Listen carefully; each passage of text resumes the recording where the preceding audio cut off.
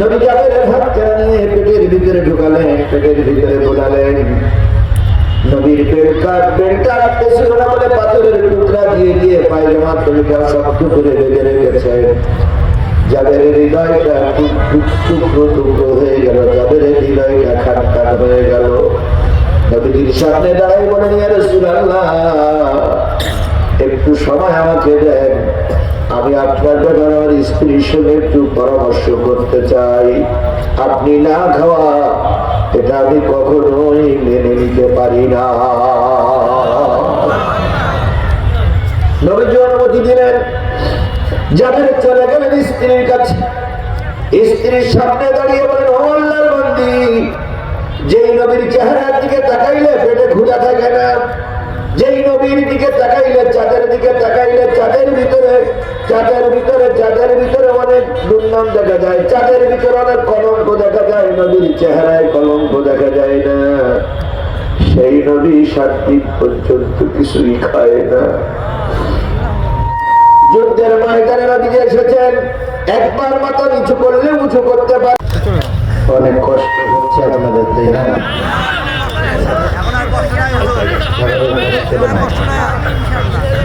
এখন স্বাধীন দেশ নাকি? স্বাধীন দেশের স্বাধীন মানুষের আল্লাহ আমাদের কবুল করুন। نحمده ونستعينه ونستغفره ونعوذ بالله من شرور أنفسنا ومن سيئات أعمالنا. من يهده الله فلا مضل له ومن يضلله فلا هادي له. ونشهد أن لا إله إلا الله وحده لا شريك له الذي أرسله بالحق بشيرا ونذيرا وداعيا إلى الله بإذنه وسراجا منيرا. فقد قال الله تعالى في كلامه المجيد وفرقانه الحميد.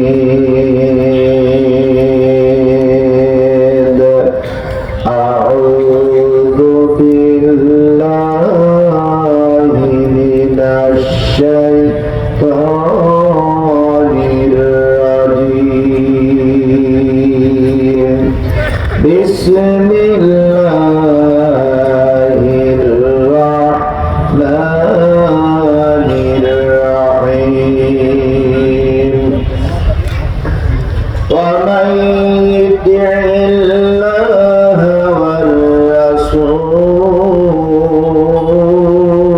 والرسول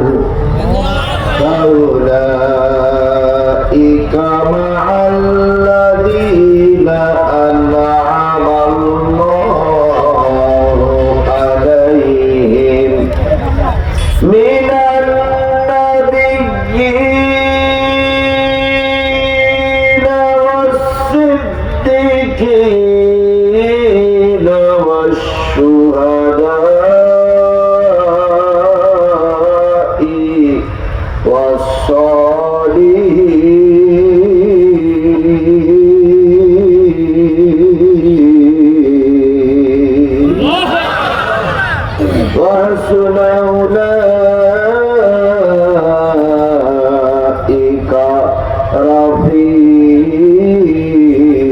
رفيقا.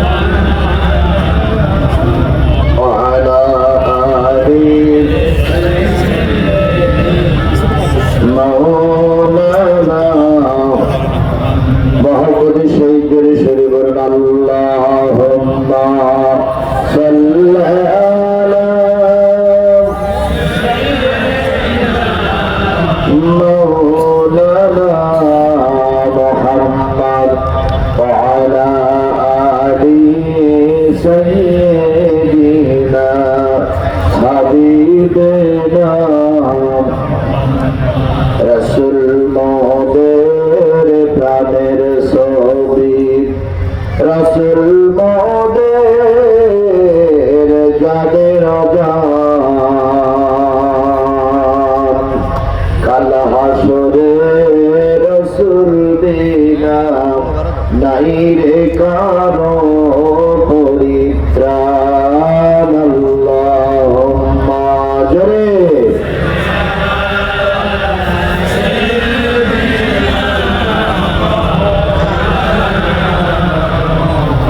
وعلى آل سيدنا حبيبنا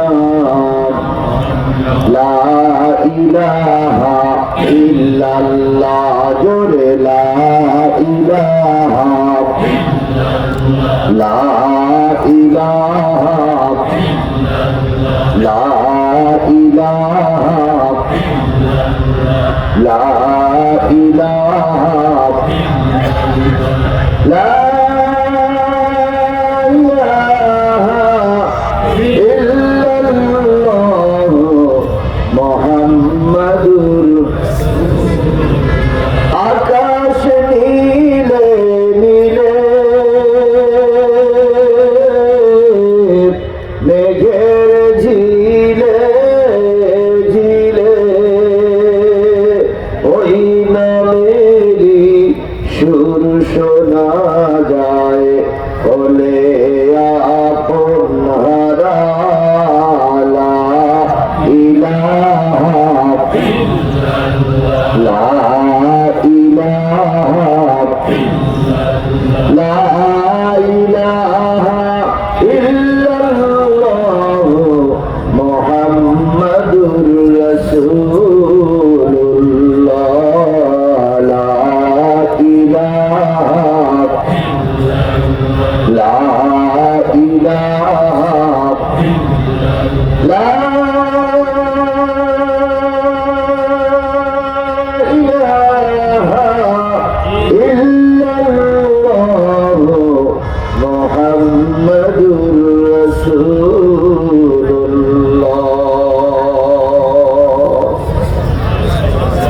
সকলে জবান খুলে একসাথে এক বাক্যে বলছি সাল্লাল্লাহু আলাইহি ওয়াসাল্লাম।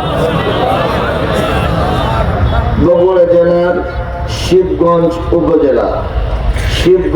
উপজেলার মালাহাট পূর্বপাড়া বাইতুন নূর জামে মসজিদের উদ্যোগে অনুষ্ঠিত হচ্ছে একদিন ব্যাপী দিনের বেলা তাফসীরুল কোরআন মাহফিল।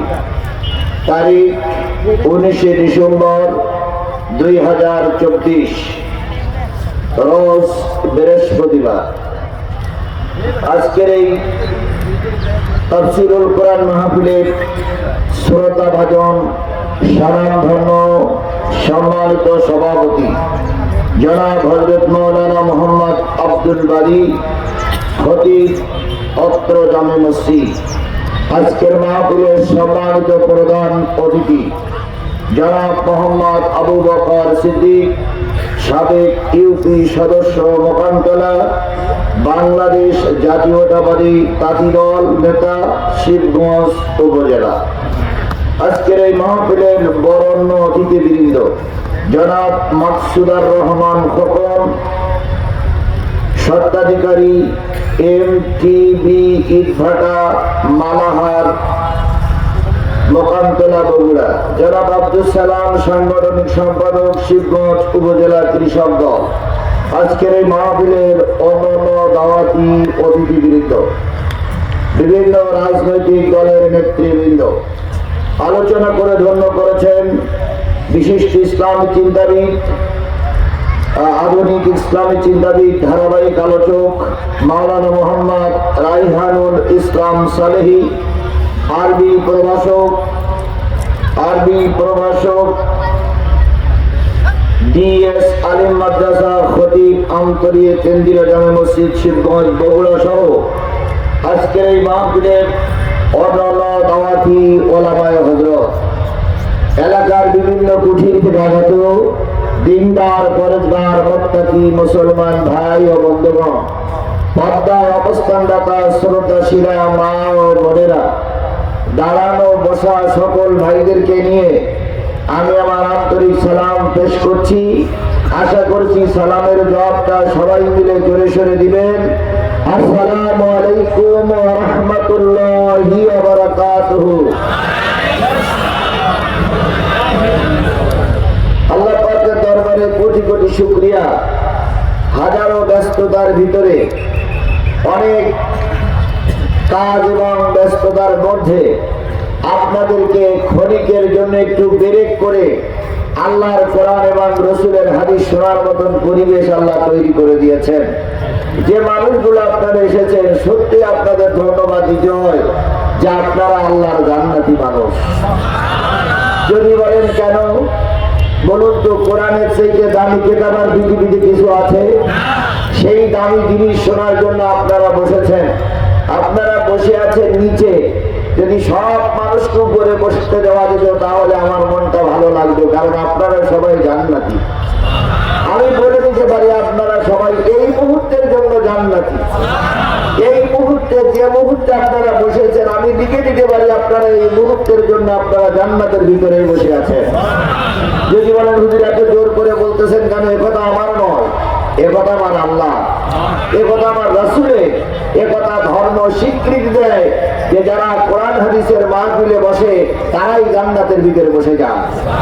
আল্লাহ রাসূল বলেছেন, যা মারাতুম বিরিয়াতিল জান্নাহ ফারতাউ কিলা ইয়া রাসূলুল্লাহ ওয়া হুন্না ক্বালা হিলতুজ যিকির। নবী বলেন, ও আমার উম্মতেরা, চলতি পথে, চলার পথে, দুনিয়ার চলার পথে, কারণ 65 বছর চলার পথ, কারো 64 বছর চলার পথ, কারো 60 বছর চলার পথে যদি তোমরা দেখো কোথাও কোরআন হাদিসের আলোচনা হচ্ছে, সেই জায়গায় তোমরা বসে যেও, সেখান থেকে কিছু কোরআন হাদিসের ফলমূল সংগ্রহ করিও, কারণ ওই জায়গাটা হলো জান্নাতের বাগান। আলী নবী বললেন, যেখানে কোরআন হাদিসের আলোচনা হয় ওই জায়গাটা কিসের বাগান? আরো জোরে বলল, ওই জায়গাটা জান্নাত বলেছেন আল্লাহর নবী। সেই হিসেবে বলে দিচ্ছে, আপনারা এখন কোথায় বসে আছেন? এই জান্নাত ইহকালও আল্লাহ কবুল করুক, পরকালও আল্লাহ কবুল করুক।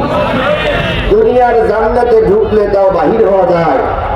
আর বিশ্বাস করুন শিবগঞ্জের মুসলমানেরা, আল্লাহ যদি পরকালের জান্নাত একবার দিয়ে দেয়, পৃথিবীর কেউ আপনাকে আর টেনে হেসলে বাইরে করতে পারবে না। আপনার নামে মিথ্যা করে মামলা হবে না, আপনাকে পুলিশ আর হাত কলা দিয়ে বের করে জাহান্নামে নিয়ে যাবে না। কারণ একবার যদি আল্লাহ জান্নাতে দিয়ে দেয়, ওই জান্নাত চিরকালের জন্য আপনার জন্য স্থায়ী হয়ে যাবে। তাহলে আল্লাহ রাব্বুল আলামিন আমাদেরকে জান্নাতের ভিতরে অল্প সময় বসার সুযোগ দিলেন। জি আল্লাহ, সেই আল্লাহর শুকরিয়াটা একটু জোরে করবেন না আস্তে করবেন? কেন জোরে করবেন? দেখেন চলার পথে কত মানুষ চলতেছে। বিশ্ব রোডের পাশে আমরা বসা, কত মানুষ যাচ্ছে এক একজন এক এক কাজে, কিন্তু আল্লাহ পাক রোড থেকে ফারেক হয়ে আমাদেরকে এই কোরআনের মাহফিলে বসতে সুযোগ করে দিয়েছেন। এই দেখেন না কত বাহন। একজন ভ্যানওয়ালা ভাই রাস্তায় যদি ভ্যান চালাতো তাহলে নিশ্চয়ই তার 20-50 টাকা হতো। একজন সিএনজি ওয়ালা ভাই, তিনি যদি রাস্তায় সিএনজি চালাতেন 100 টাকা হতো। সেদিকে তিনি খেয়াল করেননি, তিনি খেয়াল করেছেন আল্লাহর কোরআনের মর্যাদা দিয়েছেন, দাম দিয়েছেন। কথা বলেন ঠিক না বেশি? তাহলে অগণিত ভ্যানওয়ালার ভিতরে, অগণিত মোটরসাইকেলওয়ালার ভিতরে, অগণিত গাড়ি চালকদের ভিতরে আল্লাহ যে আপনাকে আমাকে কবুল করলেন, এটা আপনার আমার জীবনের সবচেয়ে বড় পাওয়া নয়? তাহলে যে মালিক আপনাকে আমাকে কবুল করেছে, সেই মালিকের দরবারে শুকরগুজার হচ্ছি। কারোর জবান বন্ধ থাকবে না, সকলে মিলে বলছি আলহামদুলিল্লাহ। আরেকটু জোরে বলুন তো আলহামদুলিল্লাহ। সর্বকালের সর্বশ্রেষ্ঠ মহামানব, যিনি সারাটা জীবন কেঁদেছিলেন উম্মতের জন্য। কাদের জন্য? কথা বলুন, কাদের জন্য কেঁদেছেন? উম্মতের জন্য কেঁদেছেন। যেই ধর্ম আমরা পেয়েছি, যেই কোরআন আমার মাঝে আছে, যে ইসলাম আমার মাঝে আছে, ও আমার শিবগঞ্জের মুসলমানেরা, ভালো করে জেনে নিয়েন, এই কোরআন, এই ইসলাম, এই ধর্ম এমনি এমনি আমাদের পর্যন্ত আসেনি। এই কোরআন, এই ইসলামকে টিকায় রাখার জন্য অনেক সাহাবীকে জীবন দেওয়া লেগেছে, অনেক সাহাবীকে তরবারি লাগাতে খন্ড বিখন্ড হওয়া লেগেছে, অনেক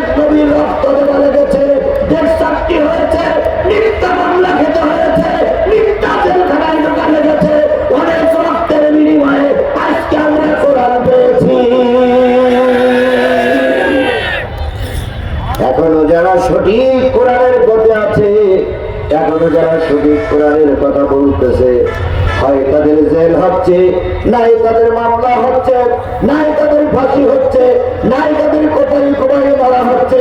প্রকৃত ইসলামের ধারক বাহক যারা আগের মতো অনেক কষ্ট নিয়ে তারাও ভাই যারা টিকে আছে। আজকে আমরা কোরআনের কথা বললে বিরিয়ানি খাই, আজকে আমরা কোরআনের কথা বললে পকেট ভরা টাকা পাই, আজকে আমরা কোরআনের কথা বললে পেট ভরা খাবার পাই। কিন্তু তৎকালীন জামানায় কোরআনের কথা বলতে গিয়ে কত মানুষের জীবন দেওয়া লেগেছে। আল্লাহ রাসূল সাল্লাল্লাহু আলাইহি সাল্লাম এই কোরআনকে আমাদের মাঝ পর্যন্ত টিকায় রাখার জন্য 3 দিন 4 দিন 5 দিন 6 দিন 7 দিন পর্যন্ত না খেয়ে থেকেছে। হযরত বেলাল বলেছেন, আমি রাসূলকে সিজদার থেকে উঠতে দেরি করতে দেখে জিজ্ঞেস করেছিলাম, ইয়া রাসূলুল্লাহ, সিজদার থেকে উঠতে দেরি হলো। নবী বললেন, বেলাল, 7 দিন পর্যন্ত নবীর ঘরে কোনো খাবার নাই।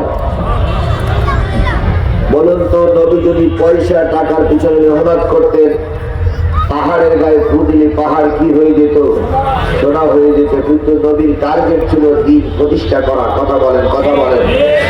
এরকম একটা কোন একটা যুদ্ধে আসবে, আল্লাহ নবী যুদ্ধের ময়দানে গেছেন, মুসলমানদের সঙ্গে খাল খনন করতেছেন।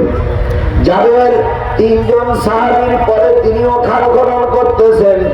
লক্ষ্য করলেন, নবী একবার কুড়াল মারলে, একবার হাতুড়ি মারলে হাতুড়িটা উঠাতে অনেকক্ষণ দেরি লাগে। নবী অনেকক্ষণ দাঁড়িয়ে বিশ্রাম নেন, তারপর আবার একটা হাতুড়ির আঘাত করেন পাথরের উপরে। ছুটে এলেন, নবীর চেহারার সামনে দাঁড়িয়ে বলতেছি, ইয়া রাসূলুল্লাহ, অনেকক্ষণ থেকে খেয়াল করছি, একবার শাবল মারলে ওই শাবলটা তুলতে আপনার দেরি হয়। অনেকক্ষণ থেকে খেয়াল করছি, দ্বিতীয়বার শাবল আপনি মারতেছেন না, ঘটনাটা কি? নবী বললেন, যাবে নিজের কর্মে ফিরে যাও। তোমার নবী 7 দিন পর্যন্ত কিছুই খায় না। কয়দিন? এখানে একজন মুসলমান দাঁড়িয়ে বলেন তো, আমি 3 দিন খাইনি, আমি 1 দিন খাইনি। একটা মুসলমান বলেন তো। ইসলাম তার মামার বাড়ির আপনারের মতন মনে করেছি যে যেভাবে পারেছেন সেইভাবে ব্যবহার করছে। কিন্তু একবার হিসেব করে দেখুন, এই ইসলাম এমনি আপনার আমার পর্যন্ত আসেনি। অনেক কষ্টের বিনিময়ে ইসলাম আমার কাছে এসেছে। ইসলামটা ছেলে খেলা নয়, ইসলামটা মামার বাড়ির চাউল নয় যে যারা পাবেন সে সেইভাবে ব্যবহার করবে। যাদের বলেন, ইয়া রাসূলুল্লাহ, আমি অনেক দূর থেকে দেখতেছি, নবী যাবের হাত নিয়ে পেটের ভিতরে ঢুকালেন, পেটের ভিতরে বোলালেন। নবীর বেলটা রাখতেছিল না বলে পাথরের টুকরা দিয়ে দিয়ে পায়জামা তলিকা শক্ত করে বেঁধে রেখেছেন। যাদের হৃদয়টা টুকরো টুকরো হয়ে গেল, যাদের হৃদয়টা খান খান হয়ে গেল। নবীর সামনে দাঁড়াই বলেন, ইয়া রাসূলুল্লাহ, একটু সময় আমাকে দেন, আমি আপনার ব্যাপারে আমার স্ত্রীর সঙ্গে একটু পরামর্শ করতে চাই। আপনি না খাওয়া এটা আমি কখনোই মেনে নিতে পারি না। নবীজি অনুমতি দিলেন। যাদের চলে গেলেন স্ত্রীর কাছে, স্ত্রীর সামনে দাঁড়িয়ে বলেন, ও আল্লাহর বান্দি, যেই নবীর চেহারার দিকে তাকাইলে পেটে ক্ষুধা থাকে না, যেই নবীর দিকে তাকাইলে, চাঁদের দিকে তাকাইলে চাঁদের ভিতরে অনেক দুর্নাম দেখা যায়, চাঁদের ভিতরে অনেক কলঙ্ক দেখা যায়, নবীর চেহারায় কলঙ্ক দেখা যায় না। সেই নবী 7 দিন পর্যন্ত কিছুই খায় না। যুদ্ধের ময়দানে নবীজি এসেছেন, একবার মাথা নিচু করলে উঁচু করতে পারেন না। ঘরে কোনো খাবার থাকলে বলো, আমি নবীকে একটু দাওয়াত করে আসি। জাবেরের স্ত্রী বললেন, স্বামী, ঘরে যা আছে যদি রুটি বানাই 3 জন লোকের পেট পুরে খাওয়া যাবে। যদি 10 জন লোক ভাত বসায় অল্প অল্প করে খাওয়া যাবে। আর যা কষ্ট আছে 3 জন লোকের সরবরাহ হতে পারে, 10 জন লোকের সরবরাহ হতে গেলে কমে যাবে। জাবের বললেন, তুমি রুটি তৈরি করো, কষ্ট রান্না করো, আমি নবীর চেহারার দিকে তাকাইলে চোখ ফিরাইতে পারি না। আমি নবীর কাছকে দাওয়াত করবো, নবী যেন আজকে দুপুর বেলা আমার বাড়িতে এসে একটু মেহমান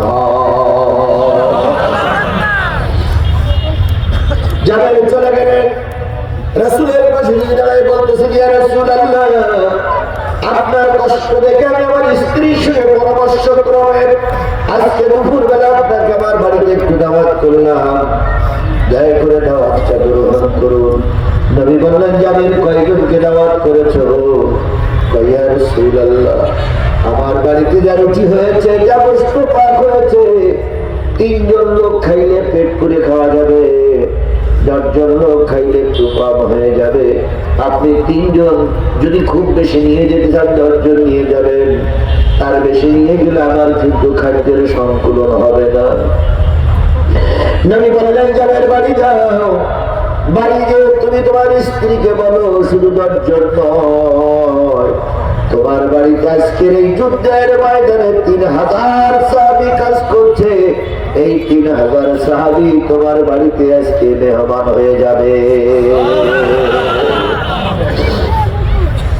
3 জনের খাদ্য কয়জনের জন্য বাজেট করেছে? 10 জনের জন্য বাজেট করেছে। এখন যদি 3000 যায়, তাহলে ওতে কি সংকলন হওয়া সম্ভব?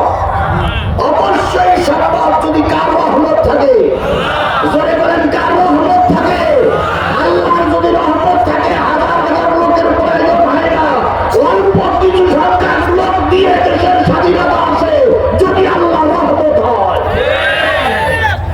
বিএনপি জামাত কম চেষ্টা করে নিয়ে দেশের পরিবর্তন আনার জন্য কথা বলে, ঠিক না ঠিক?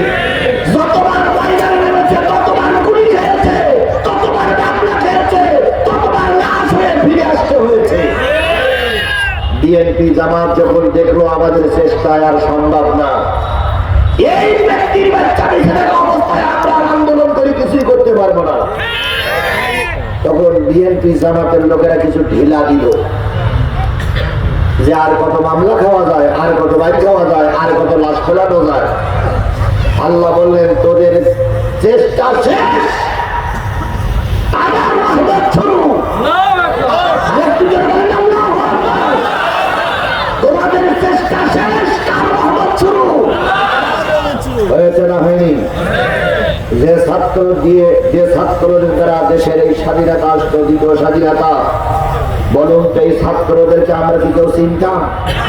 জোরে বলেন, চিনতাম? 5 তারিখের আগে এদের নাম গন্তব্য পর্যন্ত আমাদের কাছে ছিল না। হঠাৎ করে এরা ময়দানে নামলো। কি বলেন, ময়দানে নামেনি? এরা যত গুলি খেয়েছে, তত এদের আন্দোলনের বেগ বেড়েছে, যত লাশ করেছে, লাশ পিছনে ধানের তুলে দিয়ে সামনে অগ্রসর হয়েছে।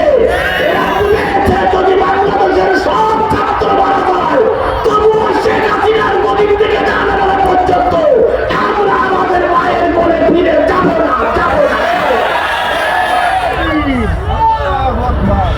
কথা ঠিক না ঠিক? এই জন্য ময়দানে নামলে রহমত করে কে? আল্লাহ নিজেই বলেছেন, তুমি জানেন সরকারের সামনে নেমেছো, তোমার ডাইনে বামে পিছনে কেউ নেই, কারণ দরকার নেই, আমি তোমার সাথে আছি। আর আল্লাহ যদি সাথে থাকে, দুনিয়ার কোন সাহায্য ছাড়াই বিজয় অর্জন করা যায়।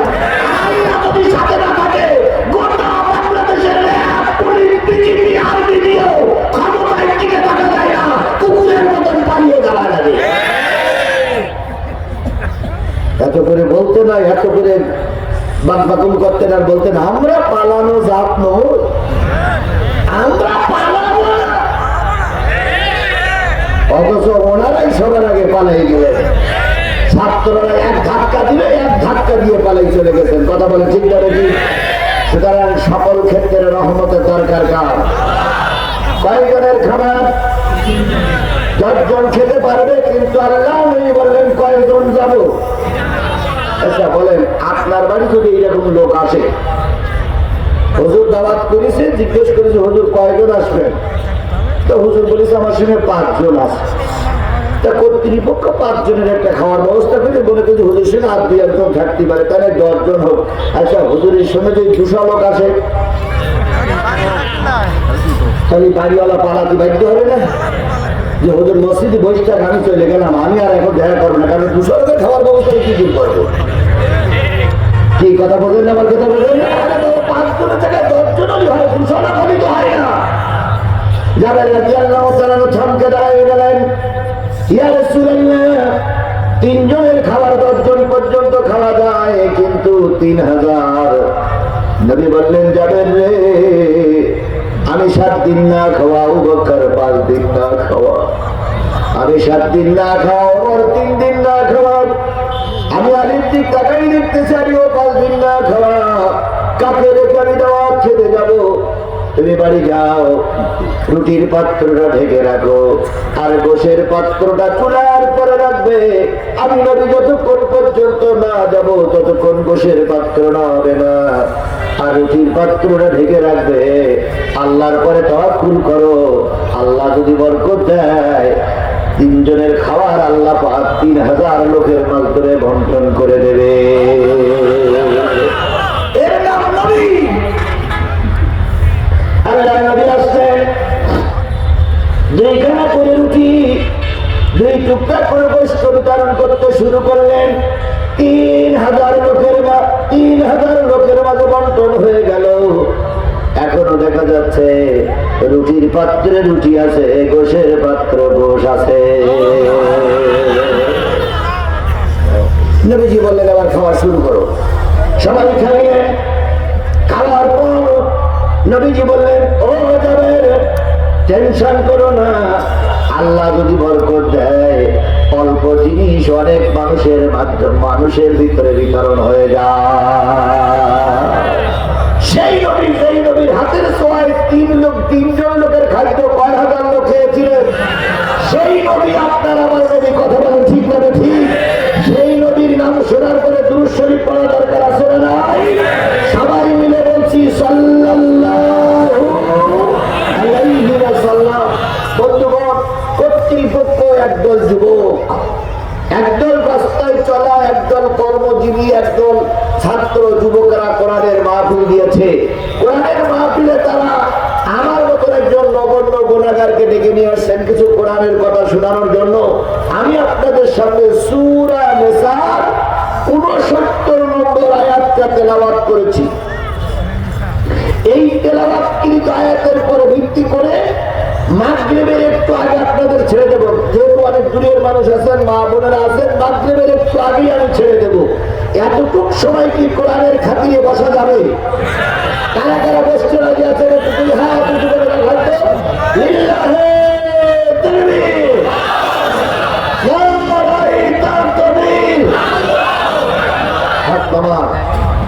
এই সমস্ত জায়গায়, রাস্তার পাশে এই সমস্ত জায়গায় সাধারণত কনসার্ট হয়, মেয়েদের নিয়ে নাচ গান হয়।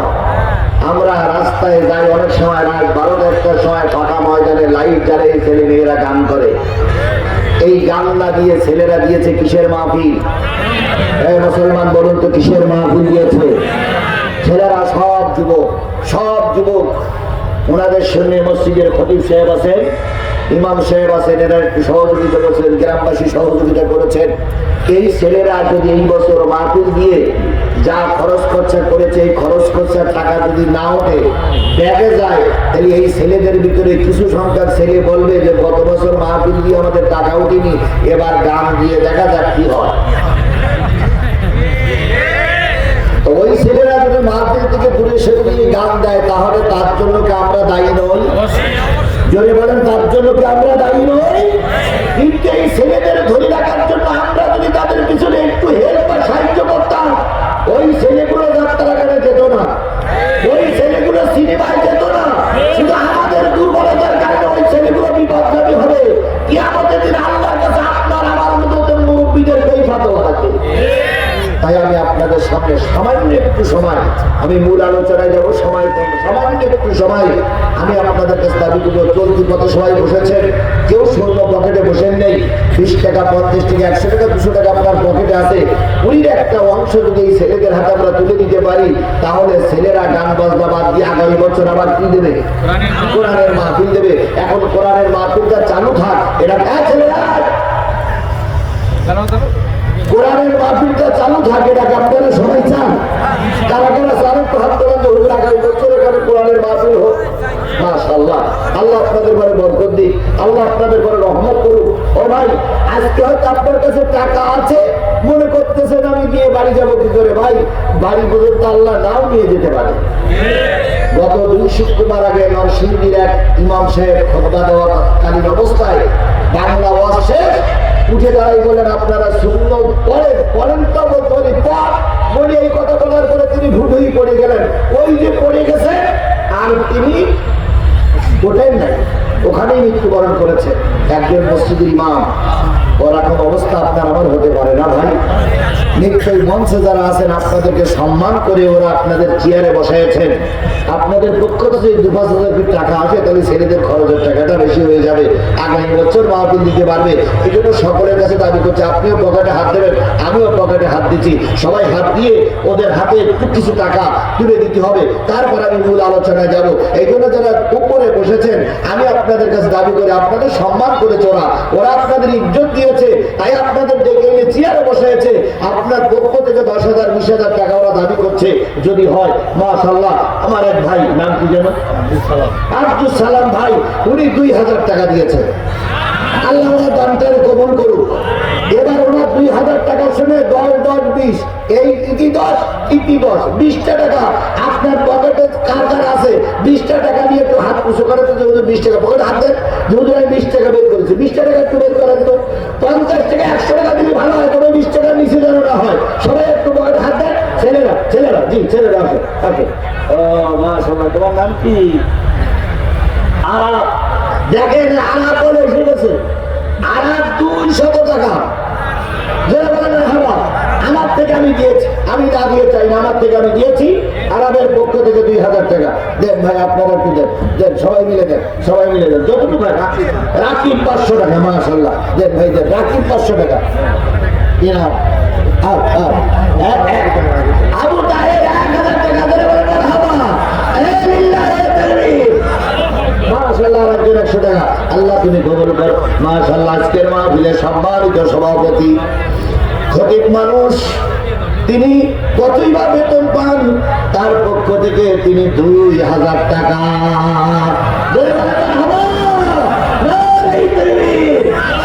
তিল কুড়িয়ে তাল হয়, 10 মিলে কলিকা ঝাড়ি দিতে নাহিরা। যে সমস্ত মা বোনের আছেন তারাও কিছু কিছু দিবেন। আল্লাহ কবুল করুক। 10 টাকা 20 টাকা 50 100 200 500 1000 2000 5000 10,000 2,000 টাকা সর্বোচ্চ পেয়েছি। যদি আর কেউ 5,000 টাকা দেন তাহলে তার জন্য দোয়া করবো, 1 টাকার জন্য দোয়া করবো, সকলের জন্য দোয়া করবো। ভাই, টাকাটা তোলা হয়ে গেলে, যুবকেরা টাকাটা তোলা হয়ে গেলে তোমরা মঞ্চের দিকে জমা দাও, আমি আবার আলোচনা শুরু করি। আরো যদি কেউ টাকা দিতে চান যে হুজুর আমি 5,000 টাকা দেবো, দয়া করে কোরআনের মাহফিলের জন্য 5,000 টাকা দিবেন, আমি আপনাদের জন্য অন্তর খুলে দোয়া করবো। যেহেতু আমি মুসাফির মানুষ, অনেক দূর থেকে এসেছি।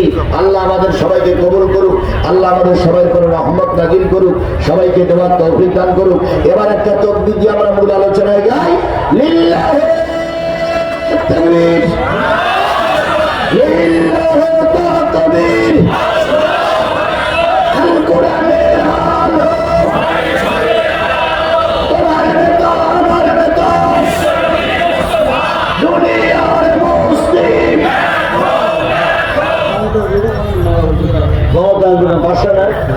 মমতাজ বেগম দেখেন, মায়ের কাছ থেকে মমতাজ বেগম মা বাবার জন্য দোয়া ছিল, 500 টাকা দিয়েছেন। আল্লাহ কবুল করুক। বন্ধুগণ, কোন সূরা? সূরা নিসার কত নম্বর আয়াত? 69 নম্বর আয়াত। 6-10 69 আল্লাহ বলতেছেন, যারা আল্লাহর আনুগত্য করবে, রাসূলের নেতৃত্ব মেনে চলবে, তারা 4 শ্রেণীর মানুষ হয়ে 4টি ভাগে ভাগ হয়ে তারা আল্লাহর জান্নাতে যাবে। দেখো তো মুরব্বী সাহেব 1,000 টাকা। মহিলা মহিলা মেম্বারের স্বামী, ওয়ালাইকুম আসসালাম, মহিলা মেম্বারের স্বামী, মহিলা মেম্বারের পক্ষ থেকে 1,000 টাকা। 4,000 টাকা। দেখেন 5,000 টাকা চাইছিলাম, প্রায় হয়ে গেছে 4,000 টাকা। তাও আবার অজ্ঞাত, বেওয়ারিশ, না বলা যাবে না। আল্লাহ যে দেখ আল্লাহ তার দানটার কবুল করুক। দেখেন এগুলো হলো প্রকৃত দাতা। 4,000 টাকা দিলে অনেকবার হাবা পাবে, তাও দেয়নি। উনি বললেন গোপনে গোপনে দেই, আল্লাহ ওনার দানটা কবুল করে ওনার মনোবাঞ্ছাগুলো পূর্ণ করে দিই। আল্লাহ রাব্বুল আলামিন বলতেছে, যারা আল্লাহর আনুগত্য করে রাসূলের নেতৃত্ব মেনে নেয় তারা 4 শ্রেণীর মানুষ হয়। আর এই 4 শ্রেণীর মানুষ যায় আল্লাহর জান্নাতে। 1 2 3 4 5 6 অনেকগুলো লোক জাহান্নামে যেতেছেন। কারা কারা একটু হাত তোলেন। দোজখে যেতেছেন কারা কারা হাত তোলেন। কেউ নাই? আচ্ছা এর ভিতরে সুদখোর নাই? আছে? কথা বলেন, ভেবেছেন সুদখোর আছে? আচ্ছা একটু হাত তোলেন তো আমরা একটু দেখি যে কারা কারা সুদ খাই এই এলাকায়।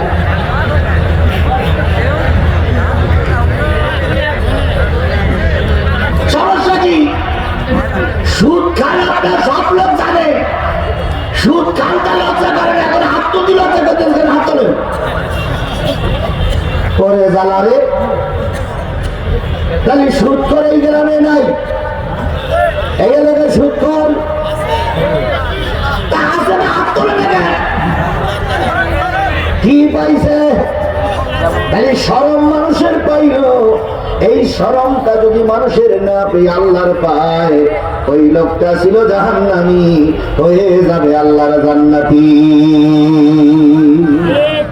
আগে আওয়ামী লীগের লোকেরা মঞ্চে দাঁড়িয়ে বুক ফুলিয়ে কথা বলতেন, আর নিচে কিছু আওয়ামী লীগের চামচারা থাকতো, তারা স্লোগান দিত।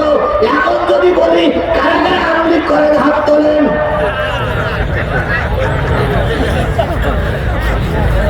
সবাই হাত তুলবে। আচ্ছা আপনি যারা করতো আমরা তাদের চিনি না? জোরে বলেন চিনি না? ওই জাতীয় লোক এই মাহফিলে নাই, স্টেজে দিয়ে খুলনি পাওয়া যাবে না। তাহলে আমরা ভালোই জানিয়ে না সরকারের দলের লোক, তারপরে হাত তোলে না। আমরা জানি ভালোই জানিয়ে না সুদ করো, তারপর ওরা কি করলো না, হাত তুললো না।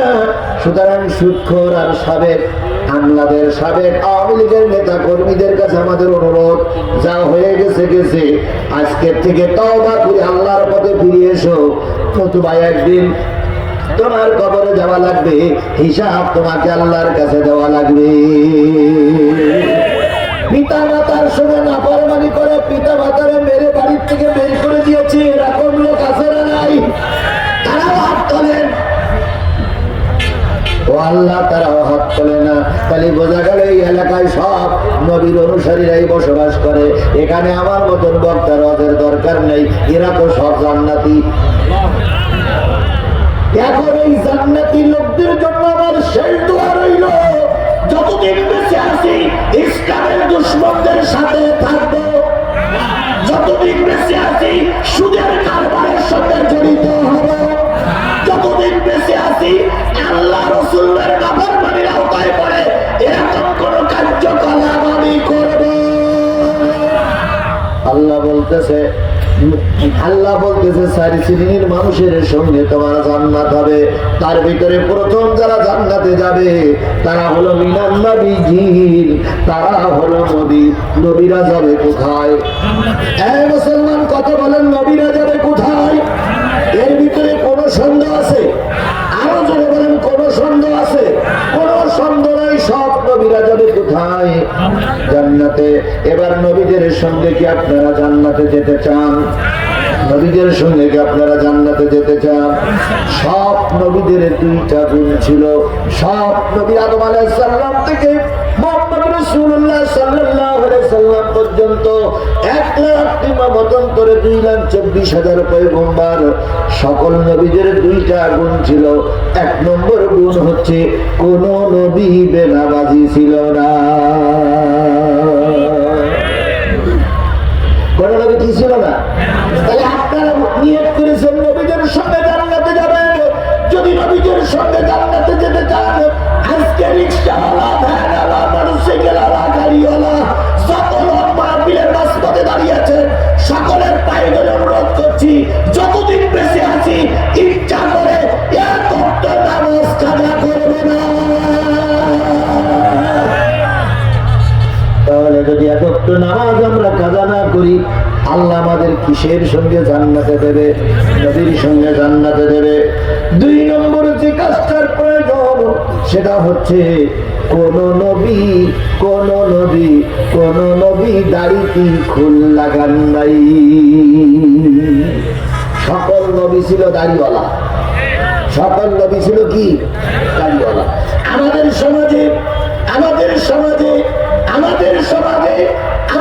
সমাজে অনেক নবীর উত্তর শরীফ পীর বলে দাবি করে, অথচ অনেক পীর মুখে দাড়ি থাকে না। অনেক পীর নামাজ পড়ে না।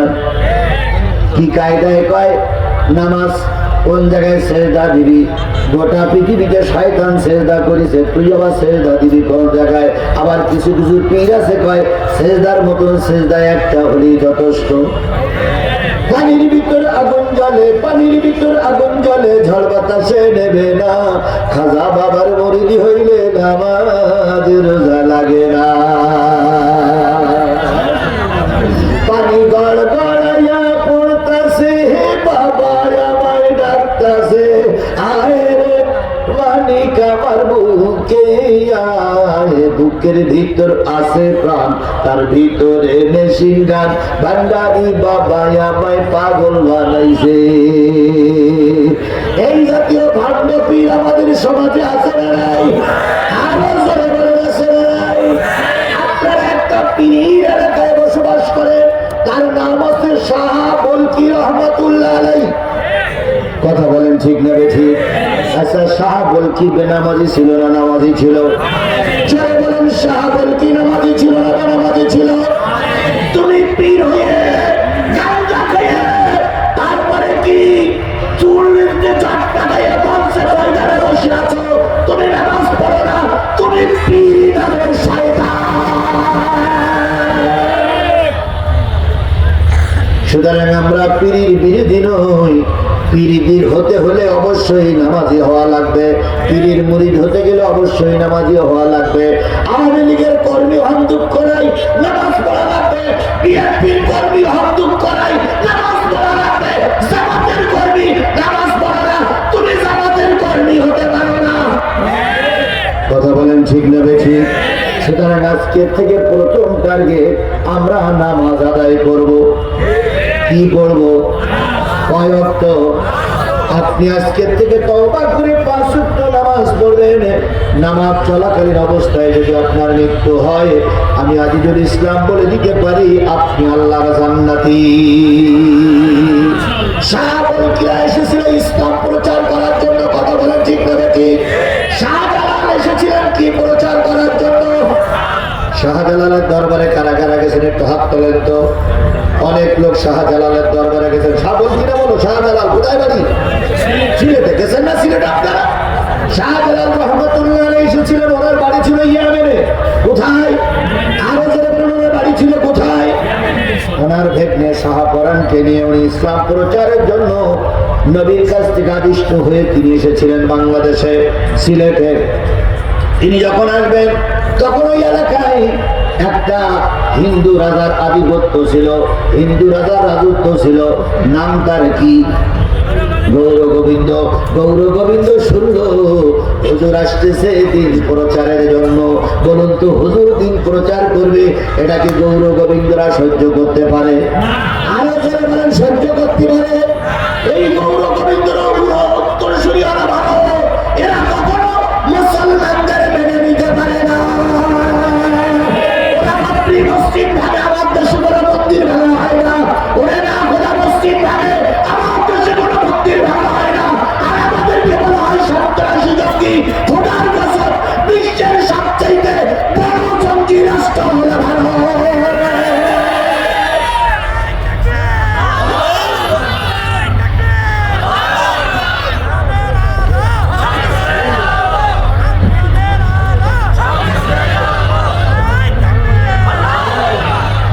ভারত, তুমি আমাদের সবক দাও।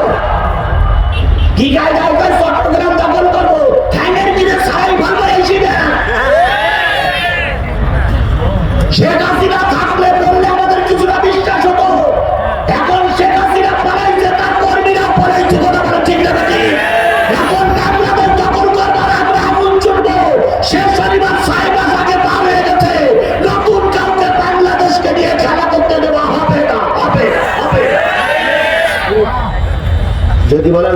আপনারা কি পারবেন? অবশ্যই পারবো, কারণ আমাদের সঙ্গে কে আছে? আমাদের সঙ্গে কে আছে? এই যে একজন ভ্যানওয়ালা ওয়াজ শুনতেছে, এই ভ্যানওয়ালা ওয়াজ শুনে মাগরিবের নামাজ পড়ে রাস্তা দিয়ে যদি হাঁটে, রাস্তা দিয়ে যদি চলে, গাড়িতে অ্যাক্সিডেন্ট করে যদি মারা যায়, আল্লাহ ওদের হায়াত দারাজ করুক, গাড়িতে অ্যাক্সিডেন্ট করে যদি মারা যায়, আমার ওই ভ্যানওয়ালা যাবে কোথায়? আমার দেশের একজন সরকার সীমানা পাড়ি দিচ্ছে, সীমানা রক্ষা করার জন্য পাহারা দিচ্ছে। যদিও ভারতের সরকারের গুলিতে মারা যায়, আমার দেশের সেনা যাবে আল্লাহর জান্নাতে। আর যদি ভারতের কোন সেনা মারা যায়, ওরা যাবে জাহান্নামে। কারণ ওরা বেঈমানের বাচ্চা, বেঈমান, ওরা বেঈমানের বাচ্চা, বেঈমান, ওরা বেঈমানের বাচ্চা, বেঈমান। ওরা সারা জীবন আমার দেশটাতে থেকে চুষে চুষে খেয়েছে। কথা বলেন ঠিক না ঠিক? ওরা সবকিছু শুধু আমাদের থেকে নিয়ে গেছে, কিছুই আমাদের দিয়ে যায়নি। ওরা শুধু নিতেই জানে, দিতেই জানে না। যে বন্ধু শুধু নেয় যায় না, সে বন্ধু হতে পারে না, সে বন্ধু নামের কলঙ্ক। এরা বাংলাদেশের বন্ধুরা, এরা ছিল শেখ হাসিনার বন্ধু। ভারত কি বাংলাদেশের বন্ধু? ভারত ছিল শেখ হাসিনার বন্ধু। শেখ হাসিনা ক্ষমতাতে চলে গেছে, বিশ্বের বড় দেশ তারে চাল দেয় নাই, ওরা চাল দিয়েছে। তাই অনেকেই বলতেছে ভাবি গেছে ভাই কাছে, অনেকেই বলতেছে ম্যাডাম গেছে দুলাভাই বাড়ি। কথা বলেন, কথা বলেন, কথা বলেন, কথা ঠিক না ঠিক? সুতরাং আমাদের ভয় দেখে না। ওর পাশে আছে পাকিস্তান, আর এক পাশে আছে আফগানিস্তান, আর এক পাশে আমরা বাংলাদেশ। তোমার দেশের ভিতরে আছে কাশ্মীর। সব জায়গার মুসলমানরা যদি একসঙ্গে তাকবীর দেয়, ভারত তুমি ওই ধুতির কাপড় কিনে তোমার সবাই পাবা না, সেখানে তুমি পারে চলে যাবে। আল কোরআনের আলো, আল কোরআনের আলো, দিন ইসলাম, দিন ইসলাম, লিল্লাহে তাকবীর। বন্ধুগণ, সব কথা হয়তো বলা শেষ হবে না। তার আগে আমার একটা শত্রু আছে, সে হলো মসজিদের মুয়াজ্জিন। এর সঙ্গে আমার বিরাট শত্রুতা। আমি যে একটু ওয়াজ কায়দা কানুন যদি বাগাই নেছি, আর অমনি মসজিদ থেকে বলে হুজুর ওয়াজ বাদ দেন, নামাজে চলে আসে। আচ্ছা বলুন তো, মুয়াজ্জিন কি আমার জন্য বসে থাকবে? আপনার জন্য বসে থাকবে? এই জন্য যতটুকু সময় হয় অতটুকু আল্লাহ কবুল করুক। আমি বলছিলাম শাহজালাল আসলেন কি প্রচারের জন্য? তারা ছিল নবীর উত্তরসূরি, নবীরা যাবে জান্নাতে। সেই কথা বলতে যে শাহজালাল আসবেন, গোর গোবিন্দ সংবাদ পাইলেন হুজুর আসতেছে। গোর গোবিন্দ চিন্তা করলো, হুজুর যদি এসে যায়, আমার এই ফাজলামি আর কেউ মেনে নেবে, আমার এই ভণ্ডামি আর কেউ মেনে নেবে না। এই গোর গোবিন্দ বলে দিল, হুজুর আসবে, নদীতে যেন নৌকা না থাকে, সব নৌকাগুলো হয় সিজ করে দাও, নাই ফুটো করে দাও, হুজুর যেন পার না হতে পারে। হুজুর যে রাস্তা দিয়ে ঢুকবে, ওই রাস্তার ভ্যান গাড়ির চাকা খুলে ফেলো। হুজুর যে রাস্তা দিয়ে ঢুকবে, গরুর গাড়ির চাকাগুলো খুলে নাও। হুজুর যে রাস্তা দিয়ে আসবে, ওই রাস্তায় নদীতে যত শাখা আছে, সব শাখাগুলো ভেঙে দাও, যাতে করে হুজুর আমার সঙ্গে এসে মোকাবেলা করতে না পারে। ও গোর গোবিন্দ, তুমি জানো না, তোমরা হুজুরের চলার পথ দুনিয়ায় বন্ধ করে দাও, আর আমার আল্লাহ চলার পথ আসমান থেকে খুলে দেয়। এই গোর গোবিন্দর উত্তরসূরিরা যখন বিএনপি জামাত সমাবেশ করতে চাইতো, ওরাই গাড়িগুলো বন্ধ করে দিত।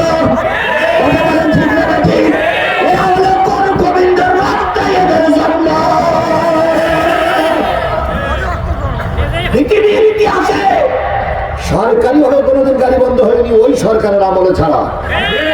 আল্লাহ সমাবেশ করবে, মানুষ হেলিকপ্টার কি বলে, লঞ্চ বন্ধ, ট্রাম বন্ধ, তারপর বাস বন্ধ, রেল পর্যন্ত বন্ধ। এরা গোর গোবিন্দের উত্তরসূরি, এরা গোর গোবিন্দের উত্তরসূরি, এরা গোর গোবিন্দের উত্তরসূরি।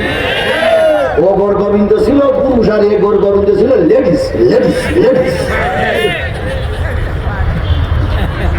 তবে যতই ভারতান্তক সমাবেশ একটাও কি বন্ধ হয়েছিল? জোরে বলেন, বন্ধ হয়েছে। গোর গোবিন্দ হুকুম করে নারী নিয়ে এবার নাচানাচি শুরু করলো। আর সেখানে স্লোগান ছিল, হুজুর আসতে পারবা না, হুজুর আসতে পারবা না, হুজুর আসতে পারবা না। ঢাক ঢোল কোথায় আর কয় হুজুর আসতে পারবে না। শাহজালাল ইয়ামিনী আর তার ভাগ্নেকে নিয়ে নদীর কিনারায় এসে দেখে একখানো নৌকা নাই, নৌকা সব তুলে নেওয়া হয়ে গেছে। মাঝিদের জিজ্ঞেস করে নৌকা গেল কই? কয় সরকার নিয়ে নিয়েছে, আজকে নৌকা চালাতে দেবে না, নৌকা চালাইতে দিলে ভেঙে দেবে, তাই সব ফুটো ফাটা করে সব এক জায়গায় রেখে দিয়েছে। শাহজালাল ইয়ামিনী ভাগ্নের সে পরামর্শ করলেন, ভাগ্না এই সময় যদি ময়দান ছেড়ে পালিয়ে যায়, গোর গোবিন্দরা আমাদের দুর্বল ভাববে, যে কোনো কায়দায় ইসলামের বাণী নিয়ে শাহজালালের গোর গোবিন্দর দরবারে পৌঁছানো লাগবে। আল্লাহ বললেন নিয়ে ছই করেছ, সাহায্য এবার আসবেই। আগে তুমি সই নিয়ে ময়দানে নামো, সাহায্য করার দায়িত্ব কার? বলে বলেন সাহায্য করার দায়িত্ব কার? এখনো সেই আল্লাহ আছে না নাই? একটু মনে হয় দুর্বল হয়ে গেছে নাকি? একটু দুর্বল হয়ে গেছে। আল্লাহ যা ছিল তাই আছে না নাই? আপনারা শুনে আশ্চর্য হবেন, শুনে মর্মাহত হবেন। ওবায়দুল কাদের এখনো পর্যন্ত নাকি দেশেই ছিল। আমরা সেনাবাহিনী বর্তমান সরকারের কাছে জানতে চাই, ওবায়দুল কাদের দেশে থাকলে এতদিন তাকে গ্রেফতার করা হলো না কেন? গতকাল নাকি তিনি ভারতে পালাই চলে গেছেন, এতদিন তিনি দেশেই ছিলেন। তারপরে শুনলাম 3 দিন নাকি কাদের সঙ্গে মিটিং করেছেন তিনি। তাহলে বোঝা গেল ভারতের দালালেরা এখনো কিন্তু বসে নেই। ওদিকের সরকারের দালালেরা কিন্তু এখনো কাজ চালিয়ে যাচ্ছে।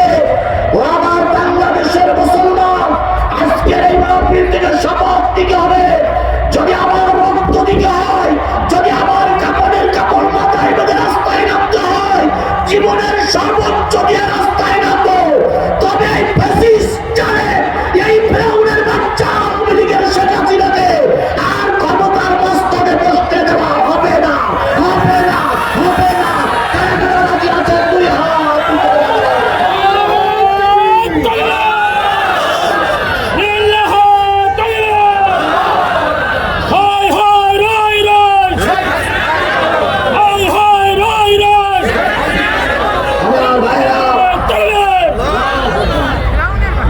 গোবিন্দর দরবারে নাচানাচি শুরু হয়েছে। হুজুর আসছে,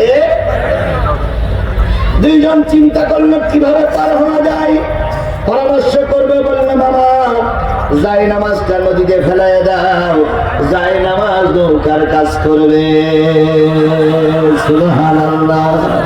শাহজালাল ইয়ামিনী আর ভাই নাকি শাহপরান 2 জনে যাই নামাজের পরে চললেন। যাই নামাজ নদীতে নৌকা হয়ে গেল। কেউ বলেছেন সাঁতার দিয়ে পার হয়েছেন, কেউ বলেছেন একটা পাথরকে বললেন পাথরে দিন প্রচারের জন্য সিলেটে যাচ্ছি, এখন যদি মাঝপথে গন্তব্যস্থল পৃথক হয়ে যায় তাহলে ওই দেশে ইসলাম প্রচার হবে না, পাথর তুই নৌকা হয়ে যা। পাথরে চড়ে পার হলেন, যাই নামাজে চড়ে পার হলেন, অথবা সাঁতার দিয়ে পার হলেন। সাথী সঙ্গীদেরকে নিয়ে এসে গোর গোবিন্দর দরবারে এসে বাইরে থেকে একটা তাকবীর দিলেন, নারায়ে তাকবীর। ইতিহাসে পাওয়া যায় সেই সময় শাহজালালের পিছনে লোক ছিল মাত্র 15 জন। কয়জন? 15 জন। শাহজালাল কয় নম্বর? 16। আর ভাগ্নে এই 17 জনের ভিতরে ভাগ্নে কয় নারায়ে তাকবীর, মামা কয় আল্লাহু আকবার, পিছনের 15 জন কয় আল্লাহু আকবার। গোর গোবিন্দ রাস্তার গাড়ি কি করেছে? বন্ধ করেছে, নৌকার ফুটো করে দিয়েছে, কালভার্ট গুলো ভেঙে দিয়েছে, রেল যত চলাচল সব বন্ধ করে দিয়েছে। এবার চিন্তা করছে হুজুর রাষ্ট্রী পারবে না, হুজুর রাষ্ট্রী পারবে না। হঠাৎ করে পিছন থেকে শোনা যায় নারায়ে তাকবীর। গোর গোবিন্দ মন্ত্রীর কয় কিসের আওয়াজ? মন্ত্রী কিসের আওয়াজ? কয় হুজুর নারায়ে তাকবীরের আওয়াজ। কে দেখছে? কয় শাহজালাল। শাহজালাল আসলো কি করে? নদী কি নৌকা নাই, ব্যাঙের চাকা খোলা, গরুর গাড়ি ভাড়া, সাঁকো ভেঙে দেওয়া।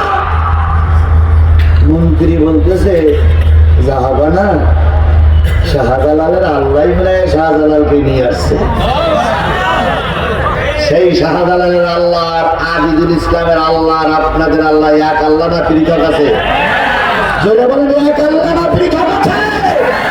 আমি কিসের ভয় পাও? তুমি মানবে না নেবো?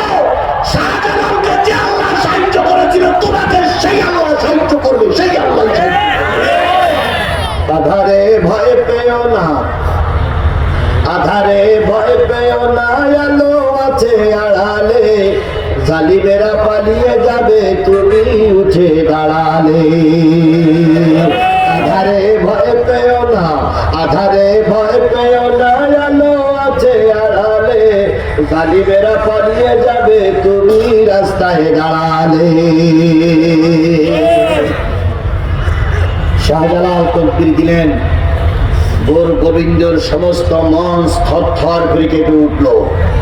বিশ্বাস করো মুসলমান, তকবীরের চেয়ে উচ্চ আওয়াজ আর পৃথিবীতে কিচ্ছু নাই। তকবীর ধ্বনি শুনলে বাতিলদের অন্তরাত্মা কি করে যায়? কেঁপে ওঠে। ওরা কখনো এই ফেরাউনের বাচ্চারা কখনো নারাই তকবীর স্লোগান মেনে নিতে পারতো না। কথা বলে ঠিক না ঠিক? নারাই তকবীর ধ্বনি দিলে ওদের পেটাত্তা কেঁপে উঠতো, কারণ নারাই তকবীর হচ্ছে ঈমানদারদের সবচেয়ে উচ্চ আওয়াজ। শাহজালাল তকবীর ধ্বনি দিলেন, গোর গোবিন্দ ভয়ে থরথরি করে কাঁপতে কাঁপতে পিছনের দরজা দিয়ে সিলেটের নদীটি ঝাঁপাই পড়ল। ওই যে ঝাঁপাই পড়ল আজও পর্যন্ত উঠিনি। আর কিয়ামতের আগে আরো উঠবে বলে মনে হয়? এই মুসলমান কথা বলেন, কিয়ামতের আগে আর উঠবে বলে মনে হয়? তাহলে আমরা সেই মুসলমান নবীর উত্তরসূরি, নবীর পক্ষে থাকলে আল্লাহ আমাদের কি দেবেন? জান্নাত দেবেন। আমরা প্রথম নবীর দলে থাকবো। নবীর দলে থাকতে গেলে আমাদের 5 ওয়াক্ত নামাজ পড়তে হবে আর সুন্নতের পাবন্দি করতে হবে। শুধু দাড়ি রাখাটাই যে সুন্নত তা নয়, আপনার ময়দানে কাজ করা সুন্নত, কোরআন হাদিসের পক্ষে থাকা সুন্নত, দ্বীন কায়েমের পক্ষে কাজ করা সুন্নত, ময়দানে বাতিলদের সঙ্গে সংগ্রাম করাটাও কি সুন্নত। এই জন্য আল্লাহ বলতেছেন নবীগণ সিদ্দিকীন সবাই নবী হতে পারবে না, আমরা সত্যবাদী হব। সত্যবাদী মানে কোরআনের পক্ষেই থাকতে হবে, সৎ কথা বলতে হবে। আজ পারবো না, আমরা পারবো না। আচ্ছা, সবাই সত্যবাদী হতে পারবেন না, আল্লাহ পাক বললেন তাহলে শহীদ হও। বলুন তো সবাই কি শহীদ হতে পারবে? এইখানে যারা আমরা আছি কেউ না কেউ কারণ না কারণ আত্মীয় বিগত 16 বছর শহীদ হয়েছে। বগুড়ার এমন কোন ইউনিয়ন নেই, এমন কোন থানা নেই জামাত বিএনপির লাশ সেখানে শুয়ে নেই। কথা বলেন ঠিক না বেশি? আজকে 6 মাসে সব তো ভুলে গেলে চলবে না ভাই। কেবল 6 মাস হয়েছে ভুলে গেলে চলবে না। ওরা আমার সন্তানকে বুকের কোণের থেকে তুলে নিয়ে 3 রাস্তার মুখে গুলি করে মেরেছিল, আর আমার সন্তানের অপবাদ দিয়েছিল। সেরা কি বন্দুক যুদ্ধে মারা গেছে? কথা বলেন, কথা বলেন। সুতরাং শহীদ না হতে বলে শহীদের আত্মীয় হও। শহীদের আত্মীয় হয়ে চলার জন্য চেষ্টা করতে হবে। শেষ পর্যন্ত যদি শহীদ না হতে পারেন, সিদ্দিক না হতে পারেন, নবী না হতে পারেন, সালেহীন, সালেহীনদের অন্তর্ভুক্ত হও। রুকুকারীদের সঙ্গে থাকো, সালেহীনদের সঙ্গে থাকো, আল্লাহ জান্নাতের মেহমান বানিয়ে দেবেন। আমরা সবাই সালেহীনদের সঙ্গে থাকার জন্য চেষ্টা করি। আমার তৌফিকে ইল্লা বিল্লাহ। যেহেতু অনেক দূর থেকে মহিলারা আসছে, পুরুষরা আসছে, বাড়ি গিয়ে তারা মাগরিবের নামাজ পড়বে। আমি যদি আজান পর্যন্ত দেরি করি ওদের নামাজের ক্ষতি হবে, আর নামাজের ক্ষতি হলে আল্লাহর কাছে আমি দায়ী হব। আগামীতে আবারও কথা হবে ইনশাআল্লাহ। আখির দাওয়ানা আলহামদুলিল্লাহি রাব্বিল আলামিন। আর কারো কোনো কথা বাকি আছে? আল্লাহুম্মা আমিন। রব্বানা যালামনা আনফুসানা ওয়া ইন লাম তাগফির লানা ওয়া তারহামনা লানাকুনান্না মিনাল খাসিরিন। রব্বানা ইন্নানা আমান্না ফাগফির লানা যুনুবানা ওয়া কিনা আযাবান নার। রব্বিরহামহুমা কামা রাব্বায়ানি সগীরা ওয়া কুর রব্বিরহামহুমা কামা রাব্বায়ানি সগীরা। মহিয়ান গরিয়ান সর্বশক্তিমান আল্লাহ, দিনের বেলার মাহফিল, অনেক কর্মব্যস্ততার ভিতর থেকে অনেক আলেম ওলামা, অনেক মসজিদের ইমাম, অনেক মসজিদের মুয়াজ্জিন, অনেক নারী পুরুষ, অনেক সাধারণ মানুষদেরকে নিয়ে আমি গুনাহগার সূরা নিসার একটা আয়াতের পরে দীর্ঘক্ষণ কথা বললাম, কথা শেষে হাত তুলেছি, আল্লাহ এই কোরআনের মাহফিল আমাদের সকলের নাজাতের জরিয়া বানায়া দাও। এই কোরআনের মাহফিল করেছে একদল টকটকে যুবক, এই যুবকদের আল্লাহ তুমি জান্নাতের মেহমান হিসেবে কবুল করে নাও। এই জন্য যুবকদের 5 ওয়াক্ত নামাজি বানায়া দাও। এই যুবকদের সঙ্গে আল্লাহ আমরা যারা সঙ্গ দিলাম সবাইকে আল্লাহ তুমি কবুল এবং মঞ্জুর করে নাও। দিনের বেলার প্রোগ্রামে যত মানুষ উপস্থিত হলো, আমাদের পরিবারের যত মানুষ কবরবাসী হয়ে গেছে সবাইকে আল্লাহ তুমি মাফ করে দাও। সবার কবরগুলো আল্লাহ তুমি জান্নাতের বাগান দিয়ে ভরপুর করে দাও। সবার জীবনের ত্রুটিগুলো মাফ করে দাও। এখনো যারা বেঁচে আছে আল্লাহ, আমাদের আপনজন যারা কবরবাসী আছে আর যারা দুনিয়া আছে সবাইকে আল্লাহ তুমি মাফ করে দাও। বাবু দয়া করে যারা আমরা টাকা দিলাম, পয়সা দিলাম, সময় দিলাম, শ্রম দিলাম, মেধা দিলাম, সবাইকে আল্লাহ তুমি মঞ্জুর করে দাও। আল্লাহ সবার জীবনের আশাগুলো পূর্ণ করে দাও। আল্লাহ তাআলা